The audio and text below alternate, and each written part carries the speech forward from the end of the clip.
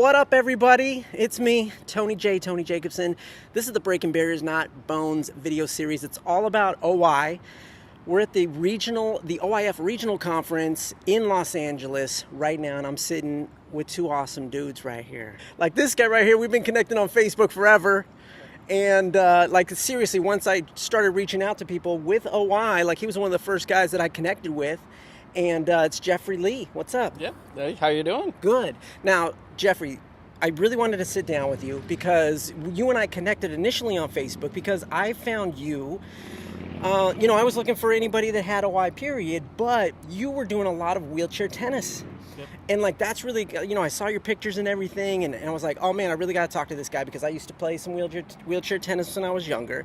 And again, I was just into fitness and exercise and thinking of ways to stay healthy. So it was really cool to see what you were doing. Tell us what type of OI you have. All right. I have type 1, relatively mild, only about 30 fractures so far. Okay.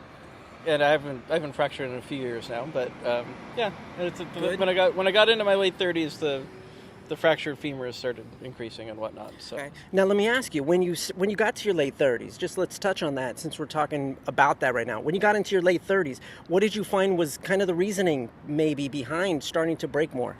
I'm not sure. I'm sure some of it's just the basic physiological changes. I've run into a lot of type 1 people that have that same phenomenon.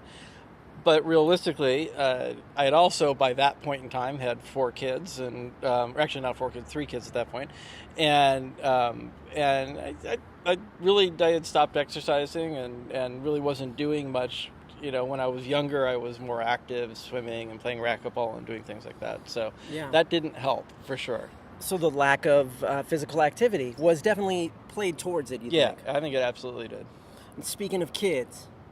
Who do we got right here? Who is this right here? This is my youngest son, number 3 out of 4 kids, Andrew. I'm Andrew. What's up? Andrew, what type of OI do you have? Type 1. Type 1. How many breaks have you had? I lost count, so over 30. Ooh, Yeah, okay. Well over 30, yeah. Well over 30. Have you had any hardware put in?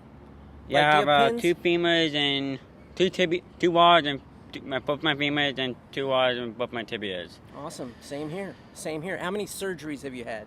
I lost count, my dad. How many surgeries? Honestly, I don't know a lot.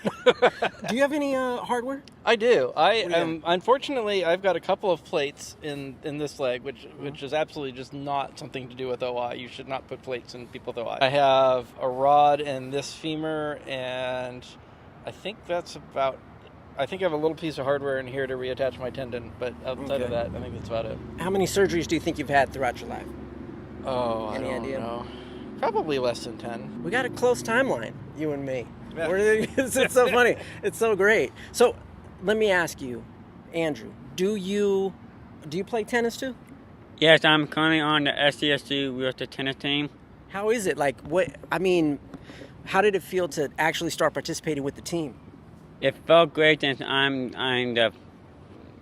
2 other guys are very first members of the wheelchair tennis team. Just started a month ago, so it feels amazing being one of the first members of the SCSU wheelchair tennis team.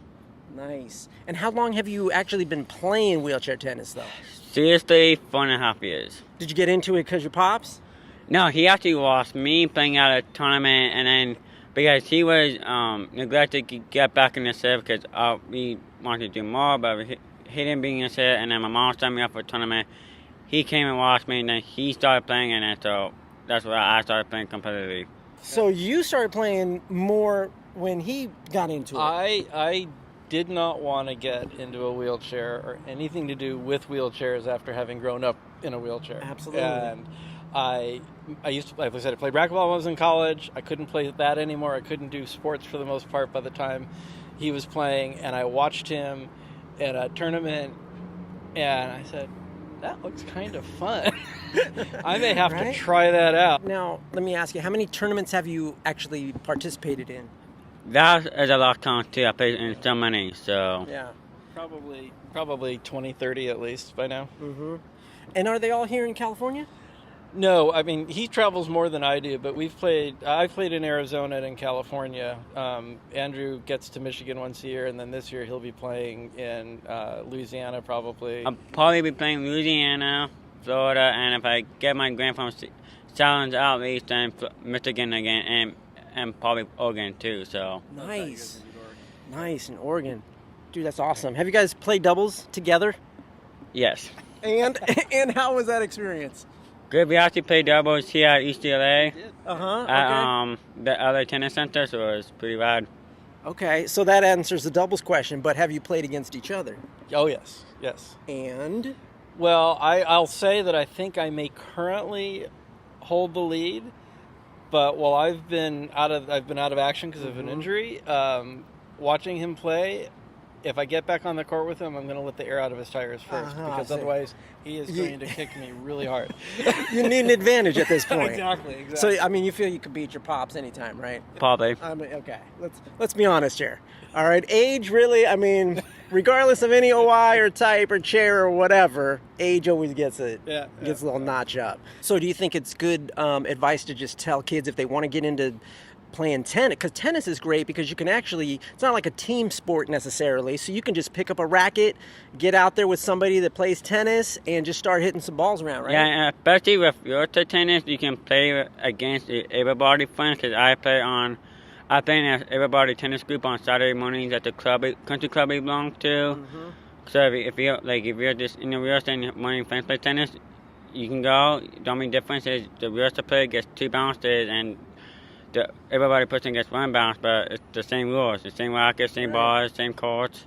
Exactly, same rules, everybody. The only difference is wheelchair users get 2 bounces. So in case anybody was wondering, that's the only thing that is different. Court's the same size, nets at the same height, ball's the same exact ball, rackets are all the same. So Jeffrey, what do you think? What advice would you give to, our fellow OIers, the kids and even adults like us who want to get into wheelchair tennis, who want to get into some sort of wheelchair sport? I mean, the easiest thing for wheelchair tennis, you can go to the U.S. Tennis Association. They've got a great wheelchair section, and get in touch, and they can connect you with the people in your community that can introduce you to wheelchair tennis. So there's a lot of groups, a lot of people out there that coach and teach. And then if you want to get into sports in general, you may be interested in basketball or adaptive surfing or anything of that sort. Look in your area for adaptive sports organizations. I know LA and San Diego, but there's lots of really good organizations. Disabled Sports USA is probably a good starting point for a lot of that, and they can connect you up. And be careful, you and I think both know this, be careful about limiting yourself based on perceptions of what you think are going to be possible. Because it's again, if you told me when I was a kid that, if you told me at any point, if you told me 20 years ago that my 20-year-old would be playing on a college sports team with OI, I would have had you examined, because no way that was going to be the case. So. Yeah, absolutely, guys. You got to remember, it's all about changing up here first. You have to understand that you can do it, that it's possible, that we deserve it, right? So we have to change this up here.